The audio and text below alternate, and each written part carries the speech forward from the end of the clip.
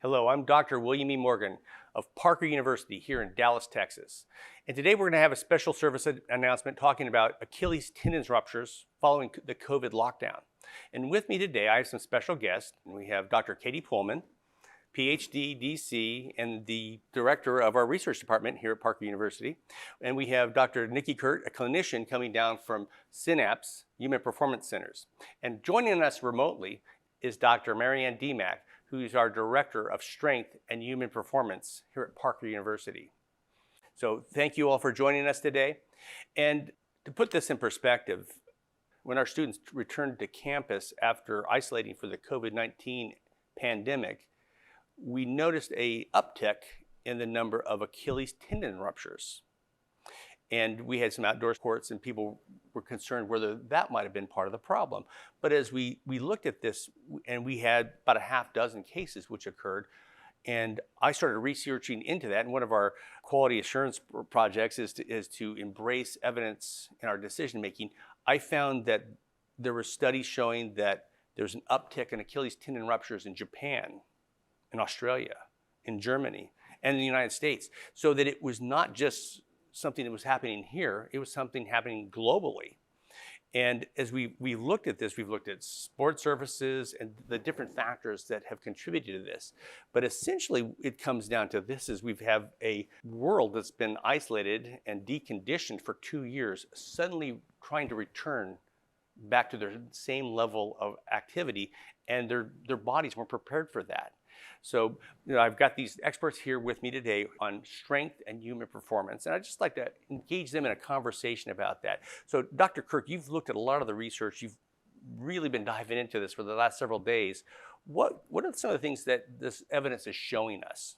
What we're seeing and what's been interesting, maybe there's things here which we were already aware of but hadn't been exposed to, is that load management, that is the exposure that these individuals have to sport and activity as they ramp up, needs to be fairly well controlled, because as the load exposure starts to become more chaotic, the exercise becomes a little less predictable.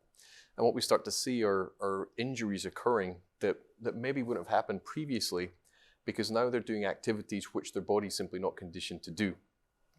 The average weight gain during the pandemic was 30 pounds.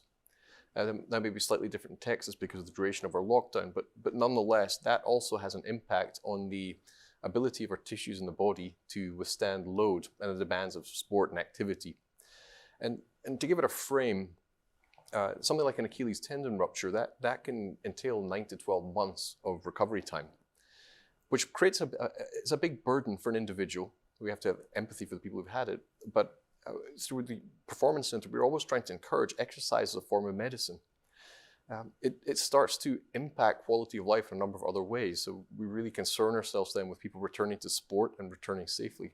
Dr. Pohlman was the one who brought this up, that the average American gained 30 pounds during the COVID lockdown, which moves us towards something called metabolic disease or prediabetes or central obesity. We were also, even before this happened, there were studies showing that a degradation of the tissue of the Achilles tendon, which was affiliated with these metabolic disease processes of central obesity, kind of predictive of other things going on. So the combination of inactivity, staying at home, and as I said, your feet kind of pointed downward in what we call plantar flexion most of the day, and then you go out and play a sport like basketball, is where we're seeing a lot of these ruptures. And in a degraded tissue, it's a recipe for disaster. Yeah, and these tissues, the tendons require something called stiffness. And usually when we think about stiffness in the human body, we don't think of it as a positive thing necessarily. But these tissues, tendons in particular, they need to be able to absorb the stresses. So as we take a step, the tendon needs to absorb the force, and then they need to explode back to return that energy when we take a step, when we run, when we jump. It's an important part of the human body being efficient. If we have some of those pre-existing conditions, such as poorly controlled blood sugar, we may be suffering from prediabetes or any number of conditions like that, that can start to affect the integrity, the quality of the tissue in the tendon, which then decreases the stiffness and then decreases the tendon's ability to function, predisposing it to tears and breakdown. Well, how does inflammation or even infection affect tendons? Are they more brittle? More brittle, yeah. So you're more likely, even if you're inflamed, so if you really shouldn't play sick.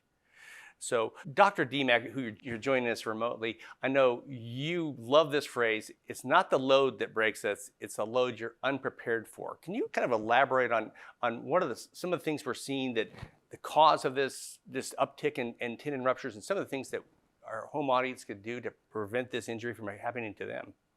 Absolutely. So first of all, thank you for using the Tim Gabbett quote. It's one of the underlying principles that we have within our programs here at Parker, especially the Strength and Human Performance Master's Program, where we're really working with students to develop the skills to be able to have this discussion and how to serve their populations. So for the general public, what really this comes down to is it's not the basketball that's the problem. It's not the deadlift or the squat as a workout.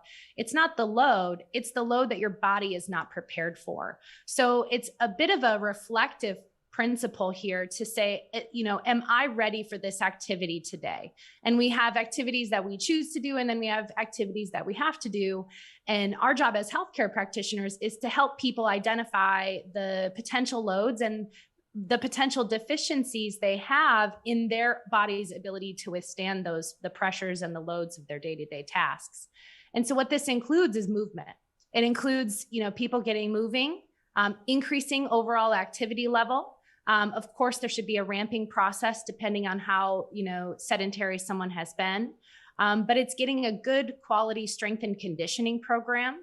And that strength and conditioning program needs to have some of those fundamental principles that we teach. And that's making sure that it has a person-specific intervention for the activities of their life. Now, as we've been really pouring through the literature the last few days, we find there's certain things that you've been linked to behavior that you can address, and other things you can't. So what does the literature say about surfaces and Achilles tendon ruptures? Courts, grasses, astroturf, things like that. I think it's somewhat inconclusive. The only thing we can say is that we know that different types of surfaces versus different types of shoes, they change the amount of traction and therefore where some of that force goes. But the key thing is that the type of surface that you're going to be doing your sport on, whether it's a running track, whether it's a basketball court, whether it's an indoor wooden court, is going to have a specific shoe which is going to work best for that. And they tend not to be transferable very well across surfaces, much less when you're going to be exposing your body to high velocities and change of direction. What would you recommend as far as minimalist shoes, which are very popular now, and playing agility sports with those? Well, they have their place, but probably not in agility sport. So again, I'd be selecting something which provides me the most comfort at the expense maybe of a little bit of performance or grip. Now, minimalist shoes are shoes that have very little support, and the heel is pretty low, so you're already putting that tendon under stress. How about running shoes? Would that be a good idea to play basketball or tennis with a running shoe? So again, they're not really designed for that. The way that they're designed is for linear motion. Mm-hmm. They're not really designed for the sudden change of direction. So you may recall last year that in a high-profile basketball game, because of the high traction of the shoe, that he actually tore the shoe. Such was the force of the change of direction. So we think about the types of forces that are going through those shoes, which were specifically designed for that individual. And then we want to pick up the shoe that we wear for gardening, or the shoe that we wear for walking the dog, and then go out onto a basketball court. Maybe it's not a surprise that we don't get the support that we need. So one of the things I saw in the Cochrane Systematic Review site was, after reviewing tons of different studies, they found that there's really only 3 things they can point to that we have control over. Alcohol consumption. They found that people who have moderate to heavy drinking are much more likely to have an Achilles tendon rupture. Taking a drug called, I don't want to name the brand name, but a fluoroquinolone, which is a drug that's used for bacterial infections, and also plantar flexion strength, basically the strength, the ability to do weighted toe raises. Those are the things you have control over. Other things like the surface that you're playing on, a lot less research on, or when you say inconclusive, they didn't have any substantial evidence to support that. So keeping fit, avoiding the drugs and alcohol are things that we can do to prevent that. But also, I think, and Dr. Dimak will talk about this a little bit, is conditioning. We really need to make sure you have a slow, gradual return to activities. And we want to make sure that we share this information with everybody. This problem is complex and multifactorial, but it really talks a lot about tissue quality of the tendon. Yeah. Even when we walk, the strength of the calf and the gastrocs, that's the calf muscles, they require, that's a 4x body weight load. So that's 4 times your body weight. 4 times your body weight every step going through the calf. We also know, and these are average numbers, that sub-maximal, so not even your strongest effort of pogo jumps or hops, is in excess of 8 times your body weight every single time. So now you multiply that by the number of steps you take or the number of times you jump, and then you consider, have I actually adequately prepared myself for even more than 10 minutes of this activity, let alone an hour when we're fatigued? So to put that in perspective, a 200-pound man would have to do 1,600 pounds of calf raises to equate the stresses that are being put on that calf during agility activities. Repetitively, because they're not going to do it just once. So there's a lot of stress here. So you need to be prepared. You can't go from being sedentary for 2 years and to return to your level of sports. Before the COVID outbreak, the mechanism of injury was usually a 40, or the most common person who would be injured would be a 40-year-old man who was sedentary and wanted to return to playing basketball and go out, and that would happen. We've moved that to the left. Now it's a 25-year-old who's been sitting on the couch for 2 years, and they're going out, and they're seeing the same, basically, we've moved the same mechanism to the left. So, Dr. Pohlman, we've been talking a lot about, looking at a lot of research. What do you have to say about where we're going with this, and what should our next steps be? Yeah, so when we've identified a series of unprecedented cases, the best next step for a rare condition is an observational study. There's 3 types of observational. One is just cross-sectional, what's happening right now. Or you can have an exposure and follow that forward. That's a cohort. What we have is the outcome, and we're going to assess it backwards to look at outcome measures.